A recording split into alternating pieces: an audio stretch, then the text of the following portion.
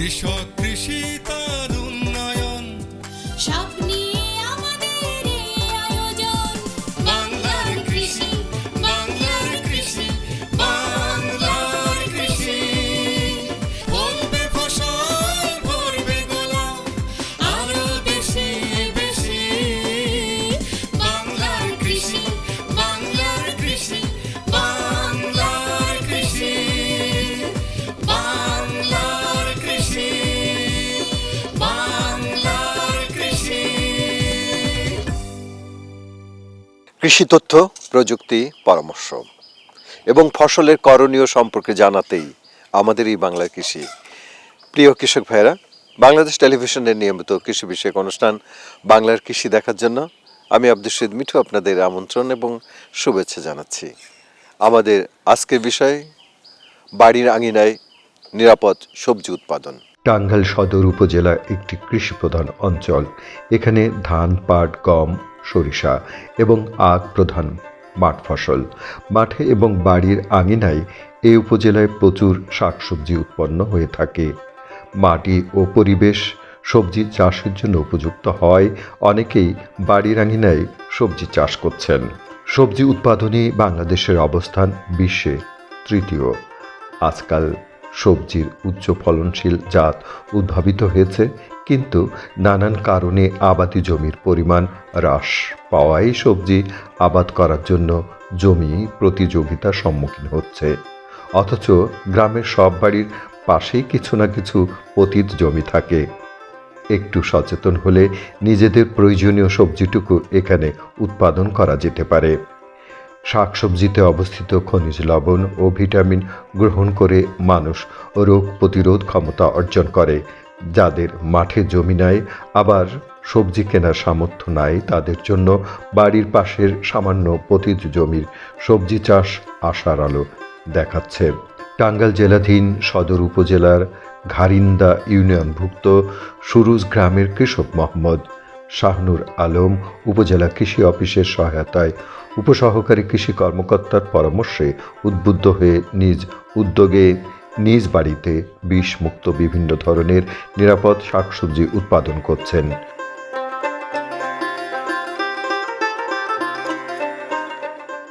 রাসায়নিক কীটনাশক এবং রাসায়নিক সার ইতিমধ্যেই কিন্তু আমরা দেখেছি, আমাদের কৃষক ভাইয়েরা বুঝতে পেরেছে যে এটা স্বাস্থ্যের জন্য খুবই ক্ষতিকর। তাই কিন্তু তারা এখন নিরাপদ উপায়ে বিভিন্ন সবজি উৎপাদন করছেন। আমরা এই যে বাড়িতে এসেছি সেই বাড়িতে দেখতে পাচ্ছি বিভিন্ন সবজি উৎপাদন হচ্ছে, সেটা জৈব বালাই ব্যবস্থাপনার মাধ্যমে। তো আমাদের এই শাহিনুর ভাই উনি কিভাবে এটা আয়ত্ত করলেন সে বিষয়ে জানবো। আসসালামু আলাইকুম। ওয়ালাইকুম আসসালাম। কেমন আছেন ভাই? আলহামদুলিল্লাহ। আচ্ছা ভাই, আমরা দেখলাম এখানে বিভিন্ন সবজি আছে আপনার এখানে।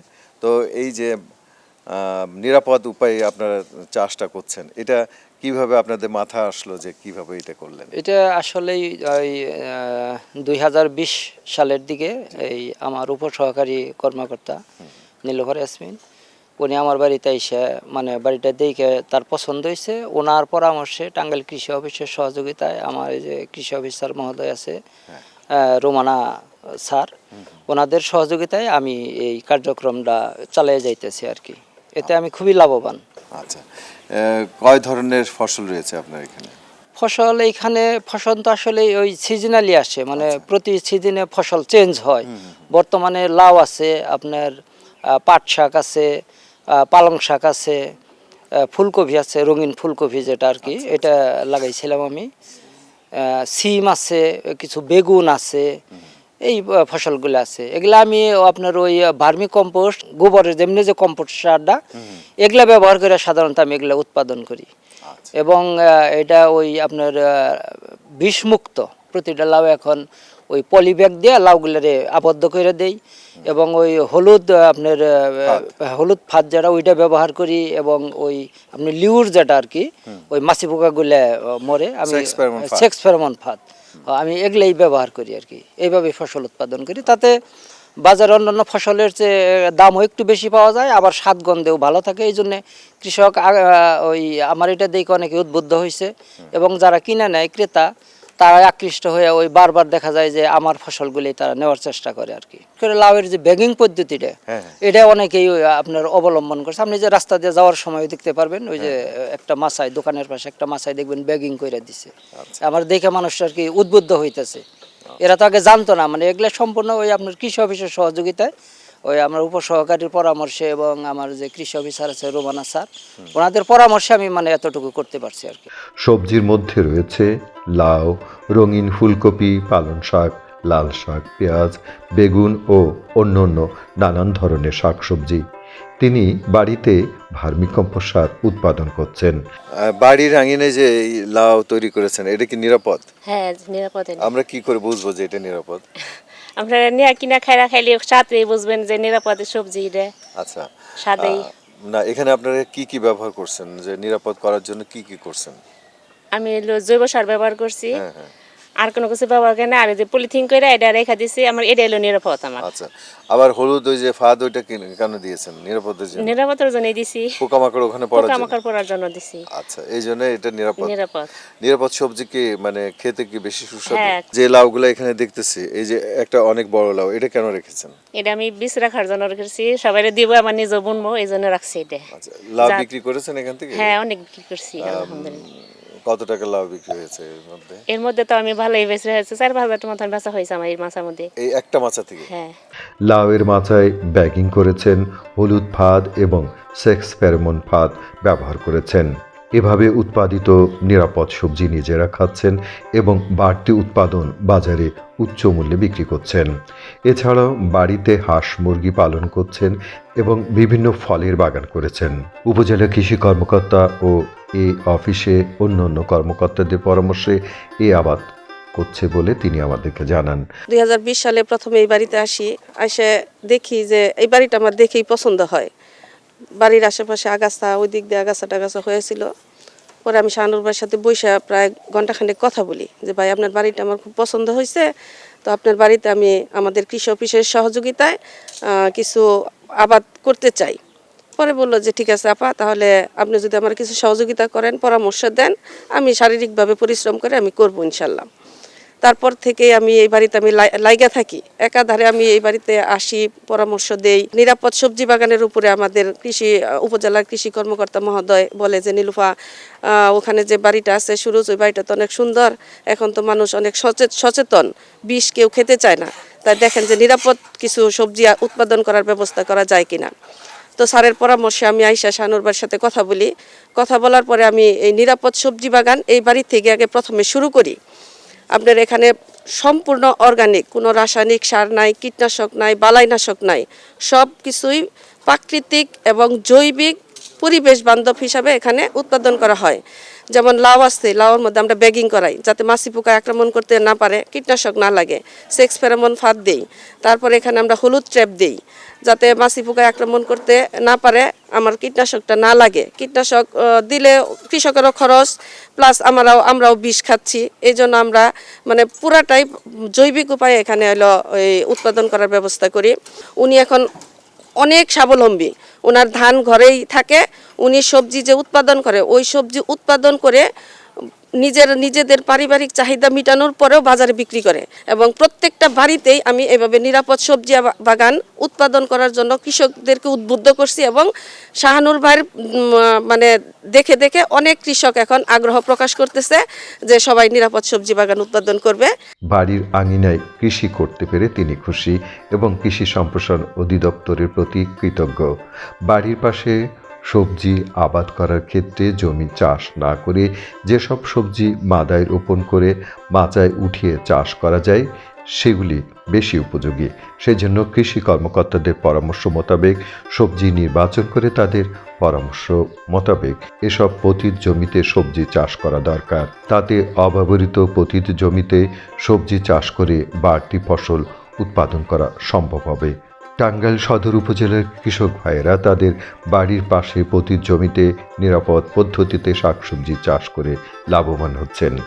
এই পদ্ধতিতে চাষ পরিবেশসম্মত এবং স্বাস্থ্যসম্মত। এখানে উৎপাদিত স্বাস্থ্যসম্মত সবজি যেমন তারা নিজেরা খেতে পাচ্ছেন, আবার বাজারে নিয়ে উচ্চ মূল্যে বিক্রি করতে পাচ্ছেন। আধুনিক প্রযুক্তির মাধ্যমে আমরা এখন সারা বছরই লাউ চাষ করে থাকছি, কিন্তু লাউয়ে আমরা দেখা যাচ্ছে যে লাউ কিছু অসাধু ব্যবসায়ী মুনাফার আশায় এবং অজ্ঞাতবশত লাউয়ে বিভিন্ন কীটনাশক রাসায়নিক সার ব্যবহার করে আসছেন। এতে আমরা দেখছি যে যেটা আমরা নিরাপদ খাদ্য নিশ্চয়তা করা আমাদের কৃষি ডিপার্টমেন্টের উদ্দেশ্য, সেই উদ্দেশ্য আমরা বাস্তবায়িত করতে পারছি না। কারণ আমাদের লক্ষ্য হচ্ছে সুস্থ সবল জাতি গড়ে তোলা, যেখানে বিষমুক্ত এবং নিরাপদ সবজি উৎপাদনের মাধ্যমেই আমরা কেবল সুস্থ ও সবল জাতি উপহার দিতে পারি। আমরা যদি একটু সচেতন হই এবং লাউয়ে যদি আমরা বিষমুক্ত এবং জৈবিক বালাই ব্যবস্থাপনা, যেগুলো আমরা উপজেলা কৃষি অফিস থেকে কৃষকদের সচেতনতা করে থাকি, আইপিএম প্রযুক্তি, এই আইপিএম প্রযুক্তির মাধ্যমে যদি আমরা লাউ চাষ করি, তাহলে আমরা লাউয়ে বিষমুক্ত এবং নিরাপদ লাউ পেতে পারি, যা আমাদের স্বাস্থ্যের পাহারাদার হিসেবে আমাদের সুস্বাস্থ্য নিশ্চিত করবে। আমরা উপজেলা কৃষি অফিস থেকে উপসহকারী কৃষি কর্মকর্তাদের মাধ্যমে সবসময় পরামর্শ প্রদান করে থাকছি যে নিরাপদ এবং বিষমুক্ত সবজি উৎপাদনের জন্য। নিরাপদ বিষমুক্ত সবজি আমরা লাউয়ের পাশাপাশি যে কোনো সবজি আমরা বিষমুক্ত উপায়ে আমরা এটা নিজেরাই ঘরে তৈরি করতে পারি, যেটা হচ্ছে আমরা বাজারে যেয়ে দেখি যে সবসময় চকচকে এবং উজ্জ্বল সবজিটা আমরা কিনি, কিন্তু আপনারা যদি সচেতন হন, উজ্জ্বল এবং চকচকে সবজি না কিনে যদি প্রাকৃতিক ও দেশি উপায়ে উৎপাদিত বিষমুক্ত সবজি, সেটা খসখসে হলেও যদি আপনারা কিনেন, তাহলে সেটা যেমন আপনাদের পরিবারের ওষুধ হিসেবে ব্যবহার হবে। এর জন্য আমি আপনাদের পরামর্শ দিব, আসুন আমরা বিষমুক্ত সবজি উৎপাদন করি, যেটা আমাদের স্বাস্থ্যের পাহারাদার হিসেবে ব্যবহার হবে এবং আমরা নিজে বাঁচি এবং দেশকে বাঁচাই। বাড়ির আঙিনায় অনাবাদি পতিত জমিতে সবজি চাষের ব্যাপারে মানুষের সচেতনতা বৃদ্ধি পাচ্ছে। সেজন্য বাড়ির পাশে পতিত জমিতে সবজি চাষ শুরু হয়েছে। এতে মানুষের পুষ্টি চাহিদা পূরণ হচ্ছে। আমাদের প্রত্যাশা, বাড়ির পাশের পতিত জমিতে শাকসবজি চাষ সারা দেশে ছড়িয়ে পড়বে। সেজন্য সবজি উৎপাদনে বাংলাদেশ বিশ্বের দরবারে আরও এক ধাপ এগিয়ে যাবে। আমাদের বর্তমানে বাংলাদেশ সবজি উৎপাদনে পুরো বিশ্বে তৃতীয় অবস্থানে আছে। আর সবজি হচ্ছে আমাদের 6টি গুরুত্বপূর্ণ খাবারের মধ্যে অত্যন্ত গুরুত্বপূর্ণ একটি খাবার। দৈনিক খাবারে একজন প্রাপ্তবয়স্ক মানুষকে 200 থেকে 300 গ্রাম সবজি অবশ্যই খেতে হবে। আর যেহেতু সবজি উৎপাদনে বাংলাদেশ অনেক এগিয়ে আছে, এজন্য কিন্তু মানুষের সবজি খাওয়ার আগ্রহ বেড়ে যাচ্ছে। কিন্তু বাজারে আমরা যে সবজিগুলো পাওয়া যায়, অনেক সময় অতিমাত্রায় কীটনাশক ব্যবহার করার কারণে এগুলো আমাদের জন্য অনিরাপদ। তাই আমরা যদি মনে করি যে এই সবজিগুলো আমরা আমাদের নিজের পারিবারিক চাহিদা মেটানোর জন্য বাড়ির আশেপাশে যে পতিত জায়গাগুলো আছে সেগুলো ব্যবহার করে উৎপাদন করি, তাহলে একজন মানুষ যেমন আর্থিকভাবে স্বাবলম্বী হবে, পাশাপাশি তার নিজের পুষ্টির চাহিদাটাও পূর্ণ হবে। কারণ আমরা জানি এই সবজি উৎপাদনে খরচ খুবই কম লাগে। আমাদের নিত্য প্রয়োজনীয় যে শাকসবজি, আমাদের মরিচ বলেন, বেগুন বলেন, আমরা খুব কম পরিশ্রমে আমাদের বাড়ির আঙ্গিনার যে জায়গাটুকু আছে সেটা ব্যবহার করে আমরা করতে পারি। আর বর্তমানে কৃষকরা কিন্তু বাজারে গেলে উচ্চমূল্যের অনেক রঙিন শাকসবজির বীজ পাওয়া যাচ্ছে, যেটার মাধ্যমে ফলন খুব দ্রুত তুলে যাচ্ছে। আমরা আমাদের বাড়ির ছোটো ছোটো জায়গাগুলোতে করলা গাছ, লাউ গাছ, বেগুনের চারা, মরিচের চারা লাগিয়ে আমাদের পারিবারিক চাহিদা মেটাতে পারবো। তো আমরা যদি এই বিষয়ে বিস্তারিত জানতে চাই যে কীভাবে আমরা বাড়ির আঙ্গিনায় আশেপাশে নিরাপদ শাকসবজি উৎপাদন করব, তাহলে আমরা আমাদের নিকটস্থ উপজেলা কৃষি অফিসে যোগাযোগ করব। এই বিষয়ে বিস্তারিত যদি আমরা জানতে চাই, তাহলে কৃষি তথ্য সার্ভিসের কৃষি কল সেন্টার নাম্বার 16123 নাম্বারে রবি থেকে বৃহস্পতিবার সকাল 8টা থেকে রাত 8টা পর্যন্ত ফোন করে আমরা তথ্য নিতে পারবো। বাংলার কৃষি, বাংলার কৃষি, বাংলার কৃষি। অনুষ্ঠান সম্পর্কে আপনাদের যে কোনো মতামত আমাদেরকে লিখতে পারেন। লিখবার ঠিকানা প্রযোজক বাংলার কৃষি, কক্ষ নম্বর 223, বাংলাদেশ টেলিভিশন ভবন, রামপুরা, ঢাকা 1219। ইমেল বাংলার কৃষি 1314@gmail.com। Facebook Bangladesh television. ইচ্ছে করলে অনুষ্ঠানটি ইউটিউবে দেখতে পারেন।